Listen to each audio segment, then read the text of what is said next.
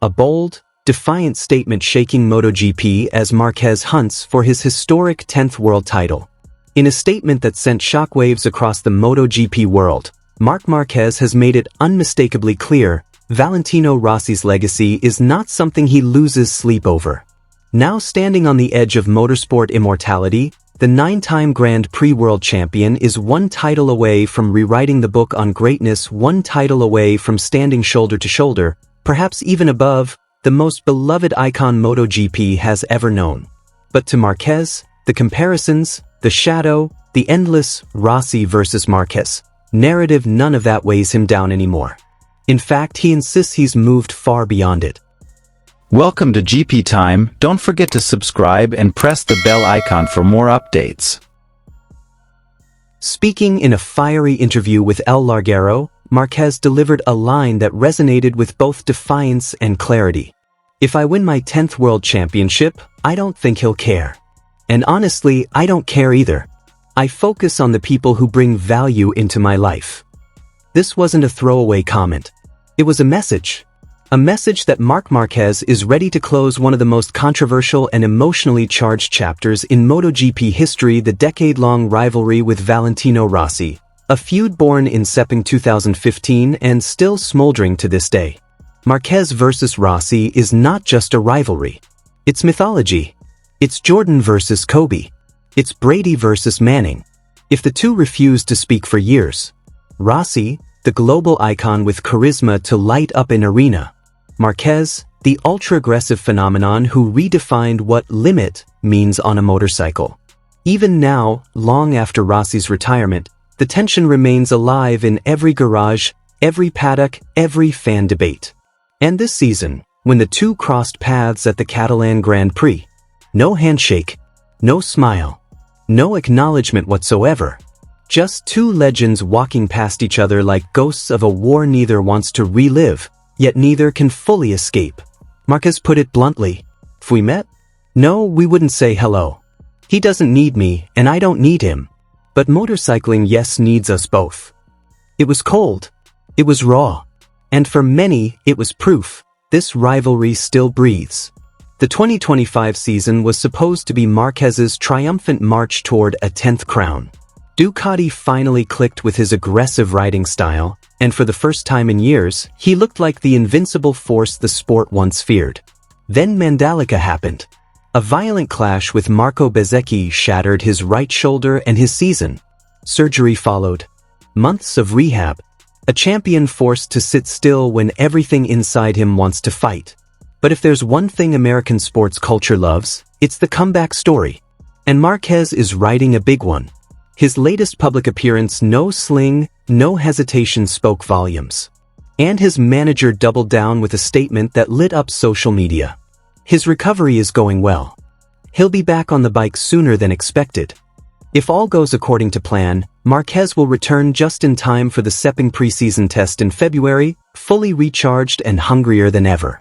And a hungry Marquez? That's the most dangerous version of him. Marquez's return doesn't just mean a comeback. It means chaos in the best way. Rossi now leads the next generation through the VR46 Academy, shaping young riders with his philosophy, charisma, and legacy. Meanwhile, Marquez stands on the opposite end of the battlefield, carving his own dynasty with pure aggression and resilience. The emotional and competitive collision between their worlds is inevitable. One question now hangs over the entire paddock. If Marquez reaches 10 world titles, does it change how history views Valentino Rossi?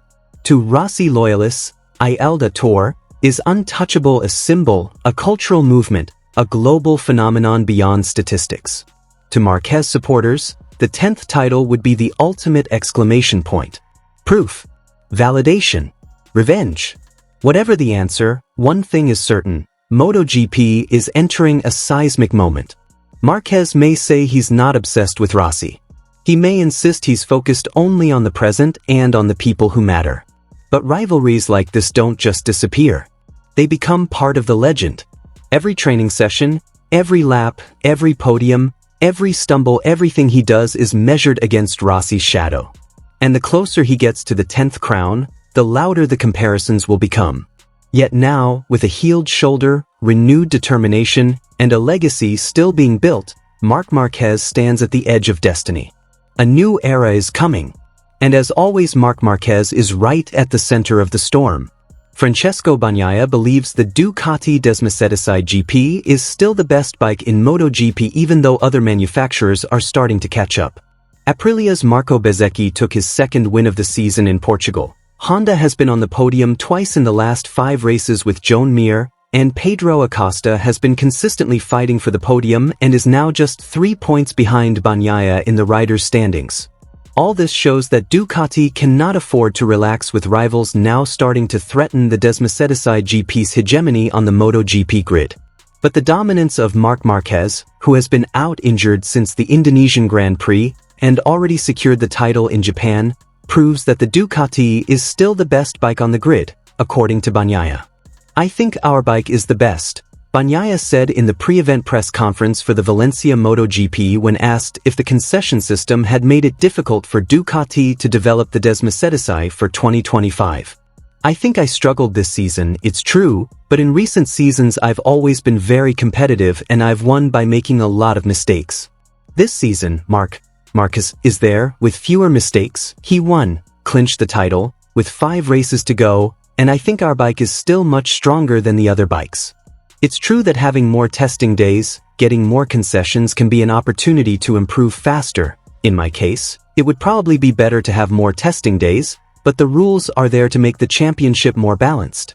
I think Aprilia, Yamaha, Honda, KTM have made good use of their advantages with testing and wildcards to improve their situation. But Ducati is still the best and I think we made good use of what we had. I have a hard time accepting reality." Although Bagnaia believes Ducati is still superior, the Italian season has been a clear disaster compared to previous years. 3 wins, including the sprint, this year coupled with 7 DNFs between the sprint race and the Grand Prix is a terrible result for a driver who won 11 Grands Prix last year. However, the Italian rider is not even sure if he has learned anything from the experience. "Honestly, it's pretty clear that I've had more bad results than good results this year," he said. "After the last 4 seasons, where the worst result was 3rd place, I'm having a hard time accepting the reality of this season. I did the best I could with the team all season, trying to understand and adapt to the 2025 bike, but unfortunately I didn't succeed. So, I really struggled. This bike has really good potential because, looking at Marc, he's showing it. But otherwise, I'm just struggling. So, I don't know if I'll learn anything from this season. What I think is good to remember is that I always try to adapt and always try to be competitive. So, this is something that will help me in the future, but hopefully on Tuesday when I try the 2026 bike, I will get my feeling back and try to fight next year for the top positions." Bagnaia's toughest season in MotoGP has come in the championship's longest season, with this weekend's Valencia race being his 22nd of the year. This feels even harder for the Ducati Lenovo team rider considering the difficulties he is currently facing, although he doesn't necessarily want to change that.